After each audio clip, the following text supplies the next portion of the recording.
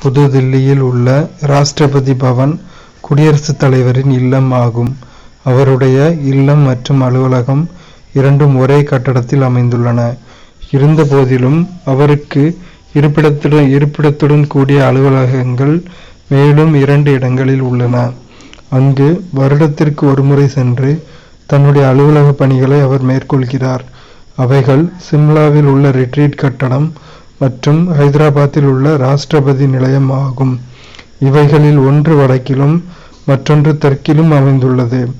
இது நாட்டின் ஒற்றுமையையும் மக்களின் பல்வேறுபட்ட கலாச்சாரத்தின் ஒற்றுமையையும் பறைசாற்றுகின்றது. அதாவது குடியரசுத் தலைவரோட இல்லங்கள் எங்கெல்லாம் இருக்குன்னா புதுதில்லியில் இருக்கு, ஹைதராபாத்தில் இருக்கு, சிம்லாவில் இருக்கு. புதுதில்லியில் இருக்கிறது நிரந்தரமாக குடியரசுத் தலைவர் இருக்கக்கூடிய இடம். இல்லம் மற்றும் அலுவலகம் 2 ஒரே கட்டிடத்தில் இருக்கு. அதோட பேரு ராஷ்டிரபதி பவன். வடக்குல சிம்லாவில் இருக்கிற கட்டிடத்தோட பேரு ரிட்ரீட் கட்டடம். அங்கேயும் குடியரசுத் தலைவர் வருஷத்துக்கு ஒரு முறை சென்று தன்னுடைய பணிகளை மேற்கொள்கிறார். அதே மாதிரி ஹைதராபாத்தில் தெற்குல இருக்கிற குடியரசுத் தலைவரோட இல்லத்தோட பேரு ராஷ்டிரபதி நிலையம்.